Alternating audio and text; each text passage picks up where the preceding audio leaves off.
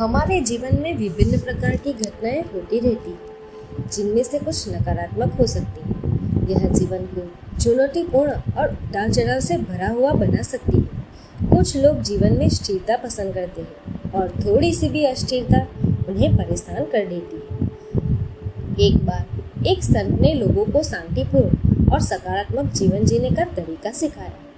कई लोग उनके पास सही सोच और जीवन जीने की कला सीखने जाते थे। एक दिन एक व्यक्ति ने संत से पूछा, हम जीवन में कठिन परिस्थितियों से क्यों परेशान हो जाते हैं, जबकि हम सकारात्मक सोचने की कोशिश करते हैं।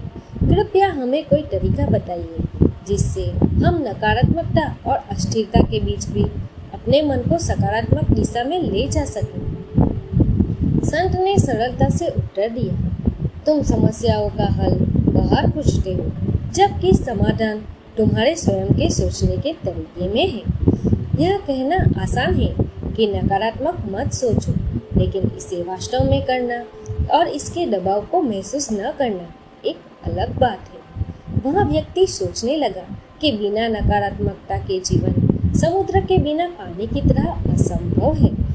लेकिन जैसा कि हम सभी जानते हैं, हम सभी किसी न किसी हद तक कठिन परिस्थितियों का सामना करते हैं और सहन भी करते हैं। कुछ लोग पूरी तरह से असफल हो सकते हैं, लेकिन अधिकांश लोग नकारात्मक परिस्थितियों में भी कुछ हद तक खुश और हल्का महसूस करने में सफल होते हैं। कुछ लोग कठिन परिस्थितियों का सामना करते हुए बहुत खुश नहीं रहते, लेकिन वे फिर भी स्थिर, संतुष्ट और नकारात्मक विचारों से मुक्त रह सकते हैं। एक कठिन परिस्थिति का सामना करने के लिए हमें सिर्फ आध्यात्मिक ज्ञान ही नहीं, बल्कि शक्तियों से भी खुद को सशक्त बनाना होता है। आप कई सालों तक आध्यात्मिक ज्ञान पढ़ सकते हैं, जो आपको कठिन परिस्थितियों का सामना करना सिखाए, लेकिन जब वास्तविक परिस्थिति आएगी तो आप इसे झेलने के लिए पर्याप्त मजबूत नहीं हो सकते। आध्यात्मिक ज्ञान हमें शक्तिशाली बनाने का रास्ता दिखाता है, लेकिन असली आध्यात्मिक शक्ति हमें अपने विचारों को बदलने और उन संस्कारों को बदलने की शक्ति है, जो इन विचारों का स्रोत है। यह शक्ति केवल तब आएगी जब हम अपने मन को शक्तिशाली विचारों और अनुभवों से मजबूत बनाएंगे। कोई भी कठिन परिस्थिति आने पर सही सोचने का कोई विकल्प नहीं है। आप नकारात्मक सोचते हैं, लेकिन आध्यात्मिक ज्ञान के अनुसार कार्य करने की कोशिश करते हैं। इससे आप परिस्थिति को सफलतापूर्वक नहीं संभाल पाएंगे। इसके अलावा डर, निराशा, अधीरता जैसे नकारात्मक सोचने की आदतें भी कम नहीं होंगी। हो सकता है कि जो आपने पढ़ा या सीखा है, उसके आधार पर आप थोड़े समय के लिए सकारात्मक महसूस करें, लेकिन आपकी अंदरूनी आदतें बहुत गहरी होती है, जो जन्मों से आपके अंदर बसी हुई है। हर बार जब हम कोई नकारात्मक कार्य करते हैं, नकारात्मक विचार बनाते हैं या बोलते हैं, तो एक संस्कार बनता है और फिर वही संस्कार हमें वैसा ही विचार दोबारा करने और उसी तरह कार्य करने के लिए प्रेरित करता है। यह दोहराव का चक्र है। यह चक्र बार बार दोहराने से और अधिक शक्तिशाली नकारात्मक प्रभाव डालता है। हमें अब इन नकारात्मक चक्रों को सकारात्मक में बदलने की जरूरत है, लेकिन हम ये कैसे करें? यदि हमें अपनी आंतरिक शक्ति को विकसित करना है, तो सबसे पहला और सबसे महत्वपूर्ण कदम दृढ़ संकल्प है। दृढ़ संकल्प का अर्थ है स्वयं से एक मजबूत वादा करना कि मैं अपने विचारों की नकारात्मकता को समाप्त करने के लिए उन्हें सकारात्मक बनाऊंगा। यह पहली समझ है। फिर हमें किसी एक विशेष संस्कार को चुनना होगा जो हमें कमजोर करता है और शक्तिशाली बनने नहीं देता। उदाहरण के लिए, यदि मुझे कठिन परिस्थितियों में अधीर होने की आदत है, तो सबसे पहले मुझे स्वयं को इस गुण से भरना होगा, आत्म प्रयास के माध्यम से। जब तक मैं ऐसा नहीं करता, तब तक चाहे मैं कितना भी धैर्य रखने की कोशिश करूं, मैं सफल नहीं हो सकता, क्योंकि मेरे संस्कार के स्तर पर यह गुण नहीं है।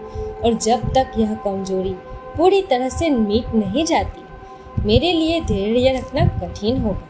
मान लीजिए किसी दिन मैं ट्रैफिक जाम में फंसा हूँ। अगर मैं सोचता हूँ कि सभी गाड़ियाँ अगले 5 मिनट में हट जाएगी, लेकिन वे आधे घंटा लगाती है, तो क्या मैं उन अतिरिक्त 25 मिनटों में शांत रह सकूंगा, जिसकी मुझे उम्मीद की ही नहीं थी? तो मुझे तो जो चाहिए वह धैर्य है। अगर मैं उन 25 मिनटों में खुद से कहता हूँ कि मुझे धैर्य रखना होगा, तो क्या मैं वास्तव में वह गुण महसूस करूँगा? नहीं, जब तक कि वह गुण मेरे संस्कार में न हो या मेरे व्यक्तित्व का हिस्सा न बन जाए। यह ठीक वैसा ही है जैसे अगर मैं खुद को बहुत सारी खुशियों से भरूंगा तो ही मुझे खुशी का अनुभव होगा। मैं यह नहीं कह सकता कि मैं बहुत खुश मिजाज व्यक्ति हूँ और खुशी अपने आप आएगी। पहले मुझे खुद को इस गुण को भरना होगा, फिर खुशी स्वाभाविक रूप से आएगी। तो यह सिर्फ सिद्धांत की बात नहीं है, बल्कि स्वाभाविक होने की बात है। यानी मुझे हर गुण और शक्ति का प्रैक्टिकल रूप बनना चाहिए, न कि सिर्फ अपने मन में दोहराना चाहिए कि मेरे पास यह गुण या शक्ति है। यह बात सभी गुणों और शक्तियों पर लागू होती है जो नकारात्मक परिस्थितियों को पार करने के लिए आवश्यक है। मेडिटेशन हमें बहुत आसानी से इन गुणों और शक्तियों से भर देता है, क्योंकि यह ईश्वर के साथ एक सुंदर संबंध और जुड़ाव है। वे आध्यात्मिक ऊर्जा और शक्ति का सर्वोच्च स्रोत है। वे सदा इन गुणों और शक्तियों से भरपूर है और इन्हें कभी नहीं खोते, लेकिन हम इन्हें खो देते हैं। इसलिए हमें खुद को बार बार इन्हें भरने की जरूरत होती है। दोस्तों, अगर आपको मेरा वीडियो पसंद आए तो मेरे चैनल को सब्सक्राइब कीजिए, वीडियो को लाइक और शेयर कीजिए।